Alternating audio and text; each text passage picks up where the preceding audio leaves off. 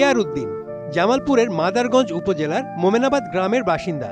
মাত্র একটি টিনের ঘরেই চলছে এই অসহায় ও অসুস্থ বাবার নীরব সংগ্রাম। মাহারা পরিবারের 2 সন্তানই জন্মগতভাবে প্রতিবন্ধী। অভাব আর শারীরিক সীমাবদ্ধতার সঙ্গে লড়াই করেই কাটছে তাদের জীবন। 30 বছর বয়সী মোহাম্মদ উজ্জ্বল জন্ম থেকেই তার পা বিকলাঙ্গ, স্বাভাবিকভাবে হাঁটতে পারেন না। হামাগুড়ি দিয়ে ঘরের ভেতরে ও বাইরে চলাফেরা করতে হয় তাকে। কষ্ট হলেও থেমে থাকেন না তিনি। রান্নাঘরে বসে কোনোভাবে চুলা ধরান, পরিবারের জন্য ভাত রান্না করেন। উজ্জ্বলের বড় বোন জুলেখা, বয়স 35।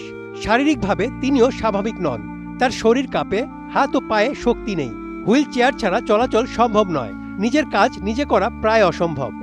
হাঁটতে পারি না, আমি চলতে পারি না, আমি কিছু করতে পারি না। ভাইয়া রান্না বান্না করে এই খাওয়াই, এই খাই। 65 বছর বয়সী জিয়ার উদ্দিন উচ্চ রক্তচাপ সহ বার্ধক্যজনিত নানা রোগে ভুগছেন। প্রায় 10 বছর আগে স্ত্রী মারা যাওয়ার পর থেকেই সংসারের ভার আরো ভারী হয়ে ওঠে তার কাঁধে। পরিবারে এখন 3 জন মানুষ, অথচ উপার্জনের কেউ নেই। পুরা মা মারা গেছে, পুরা রান্নাবাড়ি করা সব টাকা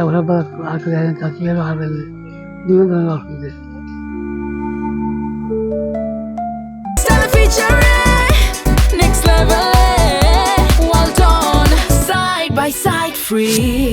সম্প্রতি এই পরিবারের দুরবস্থার কথা সামাজিক যোগাযোগ মাধ্যমে তুলে ধরেন স্বেচ্ছাসেবক মামুন বিশ্বাস।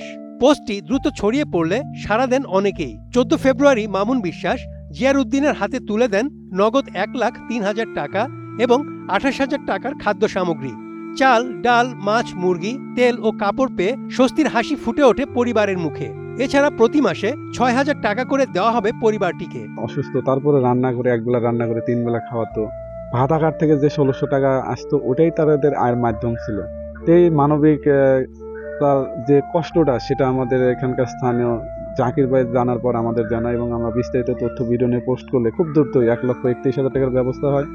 পাশাপাশি ওনারা প্রতি মাসে 6,000 করে টাকা পাবে। কৃতজ্ঞতা দেশ এবং দেশের বাইরে সেই সকল মানুষদের যারা এই অসহায় প্রতিবন্ধী 2 ভাই বোনের পাশে দাঁড়িয়েছে। আমরা জাস্ট একটু চেষ্টা করে তাদের মুখে হাসি ফোটানোর চেষ্টা করেছি। মাঝে মধ্যে না খেয়েও থাকে, কারণ তাদের তো টাকা নাই। সেই একজন ভূমিহীন, ঘরটা ছাড়া তাদের কিছুই নাই।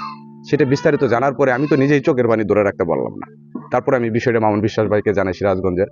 তাকে জানালে সে একটা ভিডিও পোস্ট করার মাধ্যমে তার 1,32,000 টাকা আসে। পরিবার কিভাবে চলে এটা আসলে না দেখলে বোঝা সম্ভব না।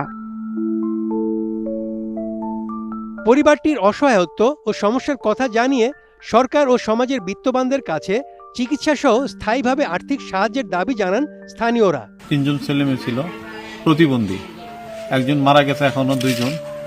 এদের আয়ের উৎস তেমন নাই। সমাজের আত্মীয় স্বজনের সহযোগিতা এবং প্রতিবন্ধীর ভাতা নিয়ে খুবই নিম্নতরভাবে এরা জীবনযাপন করে। এদেরকে সহযোগিতা করা আমাদের নৈতিক দায়িত্ব। যারা সমাজ বিত্তবান আছেন, যারা সচেতন, তারা এই ফ্যামিলির প্রতি একটু সচেতন হবেন। অসহায় এই পরিবারটির গল্প শুধু একটি গ্রামের নয়, এটি আমাদের সমাজেরই প্রতিচ্ছবি। সরকার ও বিত্তবানদের একটু সহায়তা বদলে দিতে পারে এসব অসহায় পরিবারের ভবিষ্যৎ। বাঁচতে পারে এমন অসংখ্য উজ্জ্বল আর Zulekha. Desk report, ATN news.